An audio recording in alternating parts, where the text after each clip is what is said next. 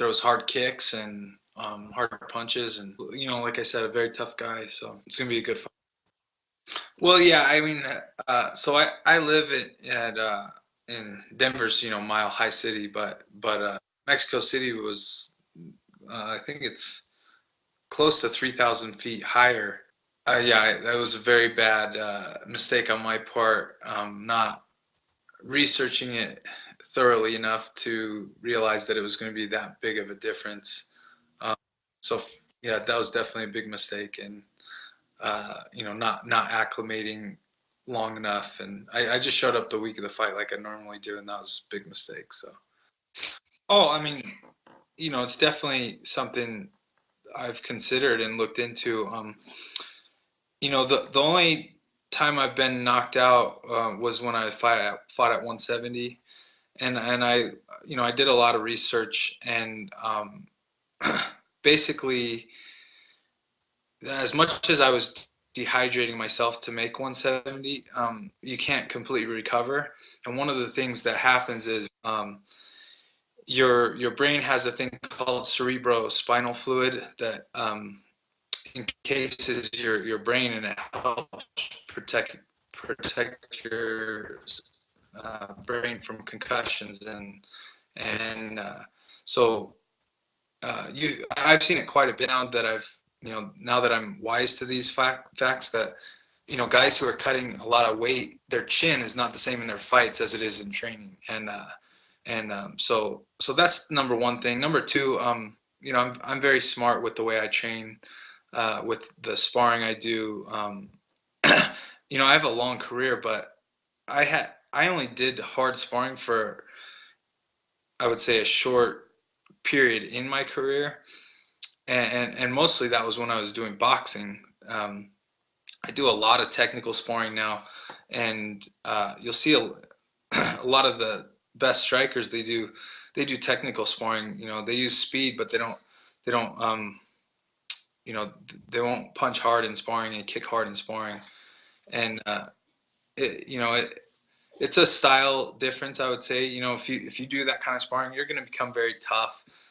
Um, but I think the more skilled fighters tend to do lighter sparring. You look at a guy like Stevie Thompson, uh, and I've trained with Steven several times, and he's flown out here to Denver. I've trained with him up in at his home and up in Montreal, and he always, and he does the same kind of sparring that I did when I first started, which is um, it's continuous sparring, but it's light contact, and you can develop your speed and your timing, and all these things, and you can develop new moves without being worried about getting knocked out or getting damaged. It's just a lot safer, a lot smarter, and you can spar more. I can go half hour straight doing technical sparring with high level guys, and um, I think that's a big part of it.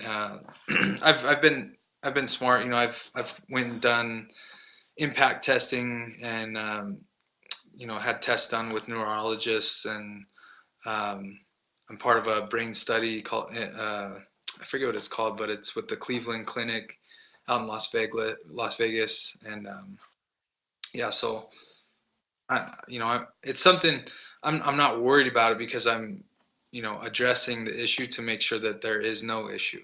He has a lot of very good qualities, and one of his best things is he's very generous, very very generous guy, and um, he's accommodating. He's very helpful. He helps people out, and so people are just attracted to that, and he's able to build a very strong team. And a lot of it is just based on his character, and he was very. When I first started training out there, the team was fairly small, and it was it was just Greg's openness to have people come and train, and he was never worried about, like politics or things like that. He was just very, like I said, very open and accommodating, and if I needed to go train at places, he would let me, and everyone was welcome there as well. So no, I don't. Yeah, that'd be hard for me to say that based on, I think I train with guys, and they're just naturally gifted. Uh, some guys there's different kinds of athletes, and there's explosive athletes, and there's explosive and strength athletes, and there's endurance athletes. Um, and that's one of those things like Neil, man. His endurance is off the charts, and that along with his reach and his ability to fight on the outside is going to give guys big problems. So I think it's a great fight for Neil.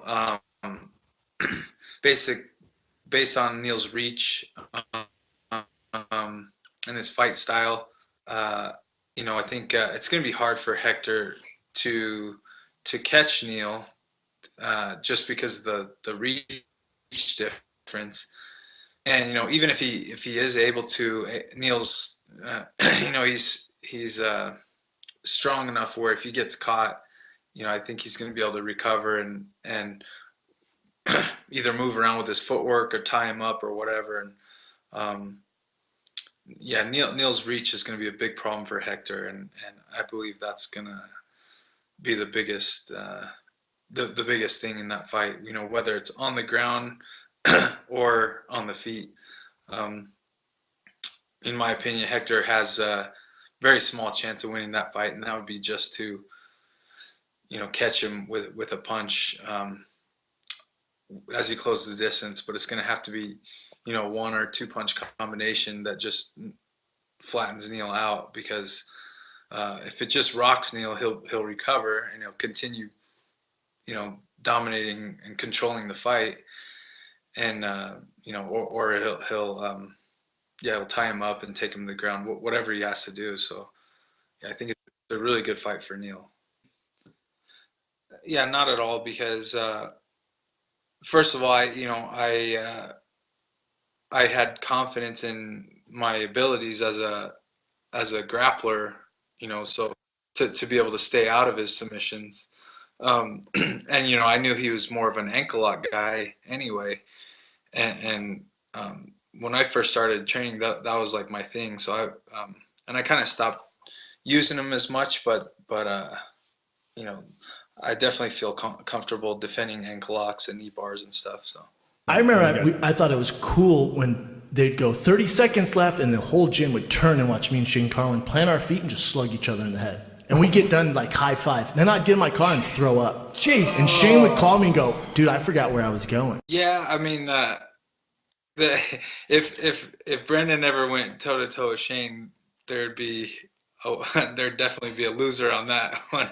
Uh, Brendan was more of a movement and a speed guy, so if he was able to stick to that game plan, it would work well for him. But if it was trading with Shane, that's not going to work out well for anybody. Oh yeah, I mean, I want to do the best I can in this sport. I really believe in the skills that I have, and the abilities God's given me, and I know that